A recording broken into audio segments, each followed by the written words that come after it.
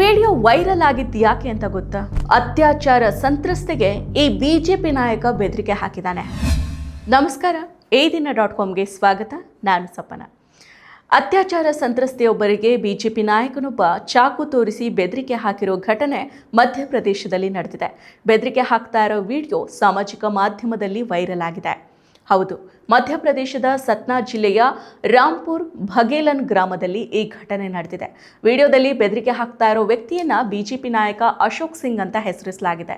ಆತ ಸಂತ್ರಸ್ತೆಗೆ ಚಾಕು ತೋರಿಸಿ ತನ್ನೊಂದಿಗೆ ಮತ್ತೊಮ್ಮೆ ದೈಹಿಕ ಸಂಪರ್ಕವನ್ನ ಹೊಂದಬೇಕು ಅಂತ ಆಕೆಗೆ ಬೆದರಿಕೆ ಒಡ್ತಾ ಇದ್ದಾನೆ ಅಂತ ಆರೋಪ ಮಾಡಲಾಗಿದೆ. ಅತ್ಯಾಚಾರಿ ಆರೋಪಿ ಅಶೋಕ್ ಸಿಂಗ್ ರಾಂಪುರ್ ಬಘೇಲನ್ ನಗರ ಪರಿಷತ್ತಿನ ಬಿಜೆಪಿ ಕೌನ್ಸಿಲರ್ ಒಬ್ಬರ ಪತಿ. ಸಿಂಗ್ ಪೊಲೀಸ್ ಅಧಿಕಾರಿಯನ್ನ ನಿಂದಿಸ್ತಾ ಇರೋದು ಹಾಗೇನೆ ಸಂತ್ರಸ್ತ ಮಹಿಳೆಗೆ ಬೆದರಿಕೆ ಹಾಕ್ತಾ ಇರೋ ವಿಡಿಯೋವನ್ನ ಸಾಮಾಜಿಕ ಮಾಧ್ಯಮದಲ್ಲಿ ವ್ಯಾಪಕವಾಗಿ ಹಂಚಿಕೊಳ್ಳಲಾಗಿದೆ. ಇದು ಸಾರ್ವಜನಿಕರ ಆಕ್ರೋಶಕ್ಕೂ ಕೂಡ ಕಾರಣ ಆಗಿದೆ. ವೈರಲ್ ಆಗಿರೋ ವಿಡಿಯೋದಲ್ಲಿ ಆರೋಪಿ ಬಿಜೆಪಿ ನಾಯಕ ನನ್ಗೇನಾಗುತ್ತೆ, ನನ್ಗೇನೂ ಆಗೋದಿಲ್ಲ, ನೀನು ಎಲ್ಲಿ ಬೇಕಾದರೂ ದೂರು ಕೊಡು, ನನಗೇನೂ ಆಗೋದಿಲ್ಲ ಅಂತ ಹೇಳ್ತಾ ಇರೋದು ಈ ವಿಡಿಯೋದಲ್ಲಿ ನೀವು ನೋಡಬಹುದು. सोशल मीडिया में रात का होगा मेरा पता चलेगा सवाई की साथ नहीं होगा। डांट कोई गलत नहीं है, डांट मीडिया में क्या दिक्कत है यार? ये कहा हमने, सुनो कोई गलत तो कहा नहीं. ನನಗೆ ಇಷ್ಟ ನಂದಿನಿ ತುಪ್ಪ, ಶುದ್ಧ ತುಪ್ಪ ಅಂದ್ರೆ ನಂದಿನಿ.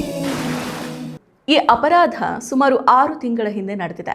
ತನ್ನ ಜೀವ ಮತ್ತು ಕುಟುಂಬಕ್ಕೆ ಬೆದರಿಕೆ ಇರೋದ್ರಿಂದ ತಾನು ಮೌನವಾಗಿದ್ದೆ ಅಂತ ಆರೋಪ ಮಾಡಿರೋ ಮಹಿಳೆ ಹೇಳಿದ್ದಾರೆ. ಇನ್ನು ಸೋಮವಾರ ಸತ್ನಾ ಪೊಲೀಸ್ ವರಿಷ್ಠಾಧಿಕಾರಿ ಹಂಸರಾಜ್ ಸಿಂಗ್ ಅವರಿಗೆ ಲಿಖಿತ ದೂರನ್ನ ಮಹಿಳೆ ಸಲ್ಲಿಸಿದ್ದಾರೆ. ಎಸ್ಪಿ ತಕ್ಷಣ ತನಿಖೆಯನ್ನ ಉಪ ಪೊಲೀಸ್ ವರಿಷ್ಠಾಧಿಕಾರಿ ಮನೋಜ್ ತ್ರಿವೇದಿ ಅವರಿಗೆ ವರ್ಗಾಯಿಸಿದ್ದಾರೆ.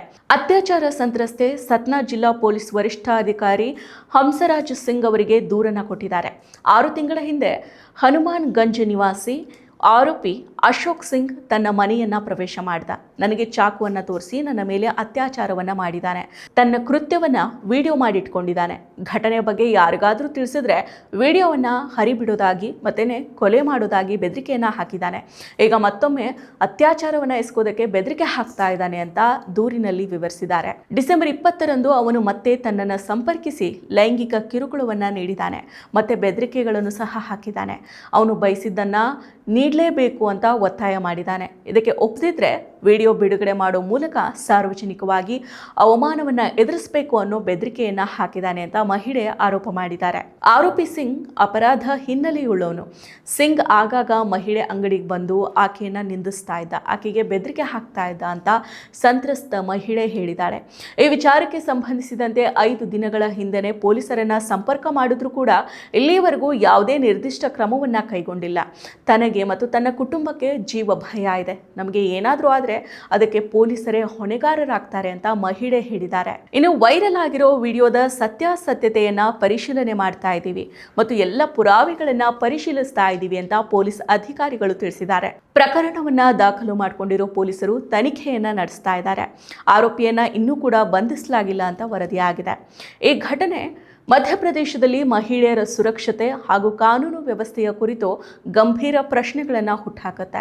ಅತ್ಯಾಚಾರ ಸಂತ್ರಸ್ತೆಯೊಬ್ಬರು ಧೈರ್ಯವಾಗಿ ಮುಂದೆ ಬಂದು ದೂರನ್ನ ನೀಡಿದ್ರೂ ಕೂಡ ಆರೋಪಿಯ ವಿರುದ್ಧ ಇನ್ನೂ ಕ್ರಮ ಕೈಗೊಂಡಿಲ್ಲ, ಆತನ ಬಂಧನ ಆಗಿಲ್ಲ. ಇದು ಆತಂಕಕ್ಕೆ ಕಾರಣ ಆಗಿದೆ. ಪ್ರಕರಣದ ಸಂಪೂರ್ಣ ತನಿಖೆ ನಡೆಸಿ ಆರೋಪಿಗೆ ಕಠಿಣ ಶಿಕ್ಷೆಯನ್ನು ವಿಧಿಸುವ ಮೂಲಕ ಸಂತ್ರಸ್ತೆಗೆ ನ್ಯಾಯವನ್ನು ನೀಡಬೇಕಾಗಿದೆ. ಇಂತಹ ಘಟನೆಗಳು ಮರುಕಳಿಸದಂತೆ ಕ್ರಮವನ್ನು ಕೈಗೊಳ್ಳೋದು ಆಡಳಿತದ ಪ್ರಮುಖ ಹೊಣೆಗಾರಿಕೆ ಆಗಿದೆ.